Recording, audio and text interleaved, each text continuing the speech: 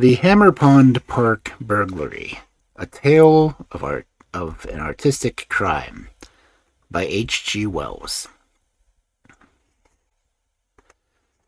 It is a moot point whether burglary is to be considered a sport, a trade, or an art. For a trade, the technique is scarcely rigid enough, and its claims to be considered an art are initiated by the mercenary element that qualifies its triumphs. On the whole, it seems to be most likely ranked as a sport for which no rules are at present formulated, and of which the prizes are distributed in an extremely informal manner. It was this informality of burglary that led to the regrettable extinction of two promising beginners at Hammerpond Park. The stakes offered in this affair consisted chiefly of diamonds and of other personal bric-a-brac belonging to a newly married Lady Aveling. Lady Aveling, as the reader will remember, was the only daughter of Mrs. Montague Pangs, the well-known hostess. Her marriage to Lord Aveling was extensively advertised in the papers, as well as the quantity and quality of her wedding presents, and the fact that the honeymoon was to be spent at Hammerpond. The announcement of these valuable prizes created a considerable sensation in the small circle in which Mr. Teddy Watkins was the undisputed leader, and it was decided that, accompanied by a duly qualified assistant, he should visit the village of Hammerpond in his professional capacity. Being a man of naturally retiring and modest disposition, Mr. Watkins determined to make his visits incognito, and after due consideration of the conditions of his enterprise, he selected the role of a landscape artist, the unassuming surname of Smith. He preceded his assistant, who, it was decided, should join him only after the last afternoon of his stay at Hammerpond. Now, the village of Hammerpond is, perhaps, one of the prettiest little corners of Sussex. Many thatched houses still survive. The flint-built church with its tall spire nestling under the down is one of the finest and least restored in the country, and the beech woods and the bracket jungles through which the road runs to the great house are singularly rich in what the vulgar artist and photographer call bits. So that Mr. Watkins, on his arrival with two virgin canvases and a brand-new easel, a paint-box, a portmanteau, and an ingenious little ladder made of sections, after the pattern of the late lamented master, Charles Peace, a crowbar and wire coils, found himself welcomed with effusion and some curiosity by half a dozen other brethren of the brush. It rendered the disguise he had chosen inexplicably plausible, but it inflicted upon him a considerable amount of aesthetic conversation for which he was very imperfectly prepared. "Have you exhibited very much?" said a young portion at the bar parlor of the Coach and Horses, where Mr. Watkins was skillfully accumulating local information on the night of his arrival. "A little, yes," said Mr. Watkins. "Just a snack here and there." "Academy?" "In course, and the Crystal Palace." "Didn't they hang you well?" said Porson. "Don't rot," said Mr. Watkins. "I don't like it." "I mean, did they put you in a good place?" "What do you mean?" said Mr. Watkins suspiciously. "One would think you were trying to make it out that I've been put away." Porson had been brought up by aunts, and was a very gentlemanly young man, even for an artist. He did not know what being put away meant, but he thought it was best to explain that he intended nothing of the sort. At the question of hanging seemed a sore point with Mr. Watkins, he tried to divert the conversation a little. "Do you do figure work at all?" "No, never had the head for figures," said Mr. Watkins. "My Mrs. Smith, does all that." "She paints too," said Porson. "That's rather jolly." "Very," said Mr. Watkins, though he really did not think so. and feeling the conversation was drifting a little beyond his grasp, added, "I came down here to paint Hammerpond house by moonlight." "Really?" said Porson. "That's a rather novel idea." "Yes," said Mr. Watkins. "I thought it a rather good notion when it occurred to me. I expect to begin tomorrow night." "What? You don't mean to paint in the open, by night?" "Well, I do, though." "But how will you see our canvas?" "Have a bloomin' corpse," began Mr. Watkins, rising too quickly to have to the question, and then, realizing this, bowed to Miss Durgan for another glass of beer. "I'm going to have a thing called a dog lantern," he said to Porson. "But it's a new moon now," objected Porson. "There won't be any moon." "There'll be the house," said Watkins. "At any rate, I'm going, you see, to paint the house first and the moon afterwards." "Oh," said Porson, too staggered to continue the conversation. "I do say," said old Durgan, their landlord, who had maintained a respectful silence during the technical conversation, "as there's no less than 3 policemen Asworth on duty every night in the house, count of the Lady Owing and her jewellery.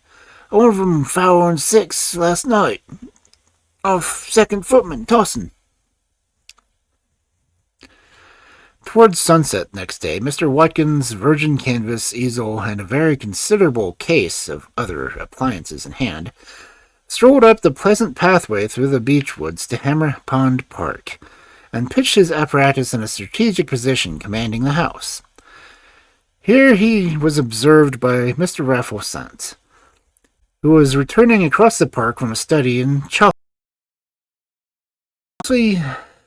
His curiosity having been fired by Porson's account of the new arrival, he turned aside with the idea of discussing nocturnal art. Mr. Watkins was apparently unaware of his approach. The friendly conversation with Lady Hammerpond's butler had just terminated, and that individual, surrounded by 3 pet dogs, which it was the duty to take out for an airing after dinner, had been served, and receded into the distance. Mr. Watkins had been mixing color with a great air of industry. Sant, approaching more nearly, was surprised to see the color in question was as brash and brilliant emerald green as possible to imagine. Having cultivated an extreme sensibility to color from his earliest years, it drew the air sharply between his teeth, and at the very first glimpse of his brew, Mr. Watkins turned around. He looked annoyed. "What on earth are you going to do with that beastly green?" said Sant. Mr. Watkins realized that his zeal to appear busy in the eyes of the butler had evidently betrayed him into some technical error. He looked at Sant and hesitated. "Pardon my rudeness," said Sant, "but really that green is altogether too amazing. It came as a shock. What do you mean to do with it?" Mr. Watkins was collecting his resources. Nothing could save the situation but decision. "If you come here interrupting my work," he said, "I'm going to have to paint your face with it." Sant retired, for he was a humorist and a peaceful man. Going down the hill, he met Porson and Wainwright. "Either that man is a genius or he's a dangerous lunatic." And he continued his way, his countenance brightened by a pleasant anticipation of a cheerful array round the easel and the gloaming, and the shedding of much green paint. But Porson and Wainwright, Mr. Watkins was less aggressive, and explained that the green was intended to be the first coating of his picture. It was, he admitted in response to the remark, an absolutely new method invented by himself. But subsequently he became more reticent. He explained he was not going to tell every passer-by the secret of his own particular style, and added some scathing remarks upon the meanness of people hanging about, and to pick up such tricks as masters as they could, which immediately relieved him of their company. Twilight deepened. First one, then another star appeared. The rooks amid the tall trees to the left of the house had long since lapsed into slumberous silence. The house itself lost all details of its architecture and began a dark gray outline. And then the windows of the salon shone out brilliantly. The conservatory was lighted up, and here and there a bedroom window burnt yellow. Had anyone approached the easel at the park, would have found it deserted, with a brief uncivil word in brilliant green sullied the purity of the canvas. Mr. Watkins was busy in the shrubbery with his assistant, who had discreetly joined them from the carriage drive. Mr. Watkins was inclined to be self-congratulatory upon the ingenious device by which he had carried all his apparatus boldly, and in the sight of all men, right up to the scene of operations.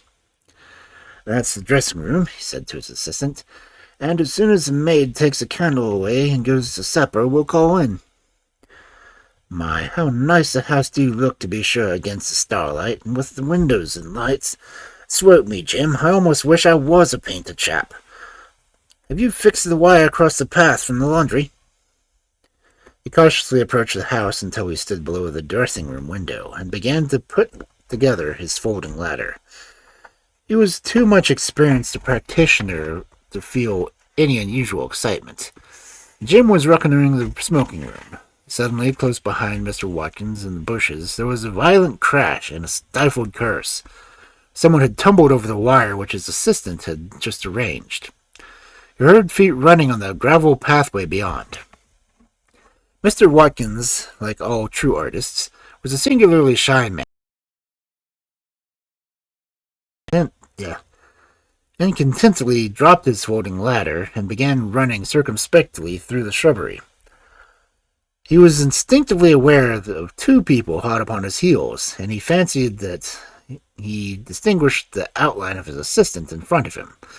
In another moment he had vaulted a low stone wall bounding the shrubbery, and was in the open park.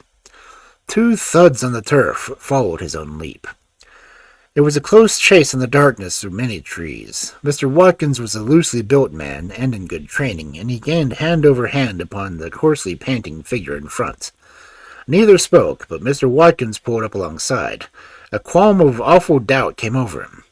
The other man turned his head at the same moment and gave an exclamation of surprise. "It's not Jim," thought Mr. Watkins, and simultaneously the stranger flung himself, as it were, at Watkins' knees, and they were forthwith grappling on the ground together. "Lend a hand, Bill!" cried the stranger as the third man caught up. And Bill did. 2 hands, in fact, and some accentuated feet. The fourth man, presumably Jim, had apparently turned aside and made off for a different direction.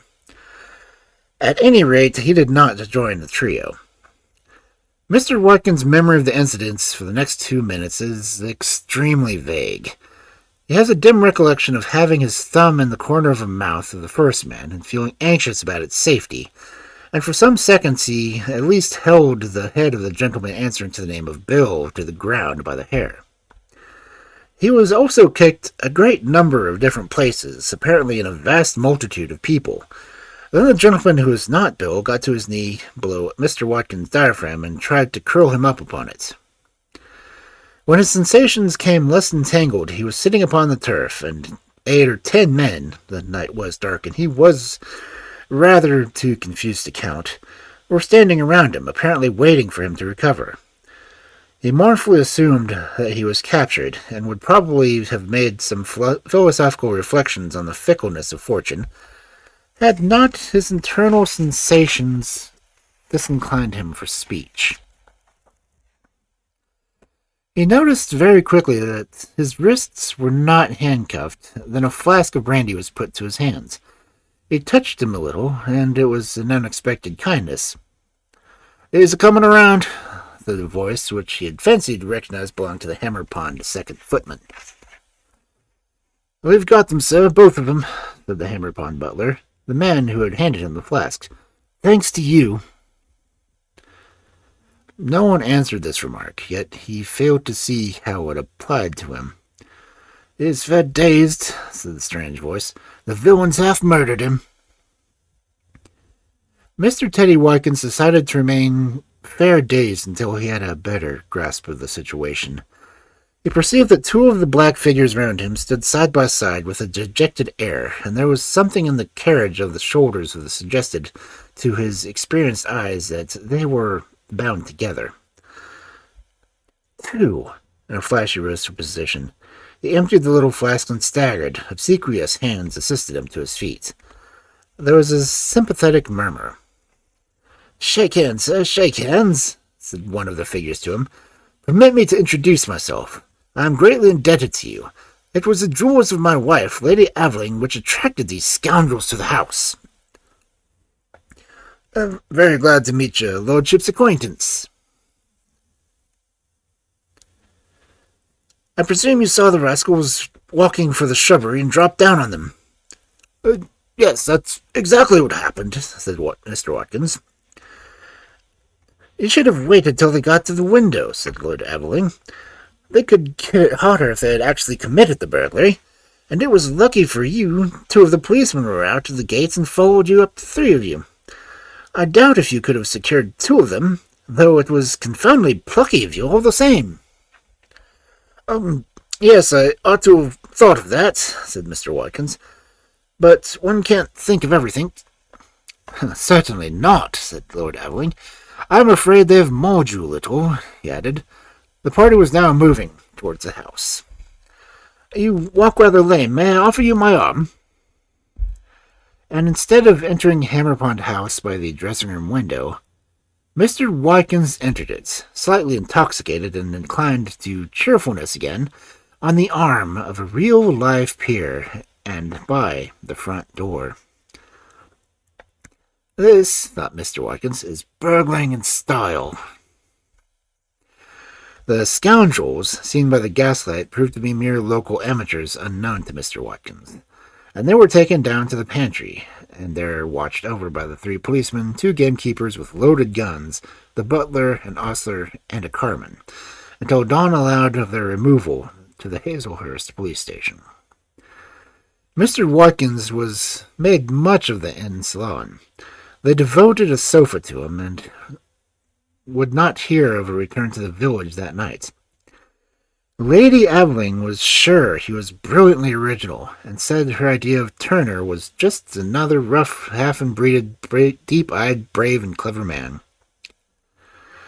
Someone brought up a remarkable little folding ladder that had been picked up in the shrubbery, and showed him how it was put together. Then they described how wires had been found in the shrubbery, evidently placed there to trip up anywhere passerbys. It was lucky he had escaped those snares, and they showed him the jewels.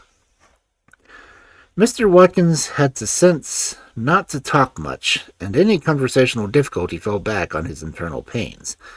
At last he was seized with stiffness in the back and yawning. Everyone suddenly awoke to the fact that it was a shame to keep him talking after his array, so he retired early to his room, the little red room next to Lord Aveling's suite. The dawn found a deserted easel bearing a canvas with a green inscription in the Hammerpond Park. It found the Hammerpond house in commotion. But if the dawn found Mr. Teddy Watkins and Aveling Diamonds, it did not communicate the information to the police.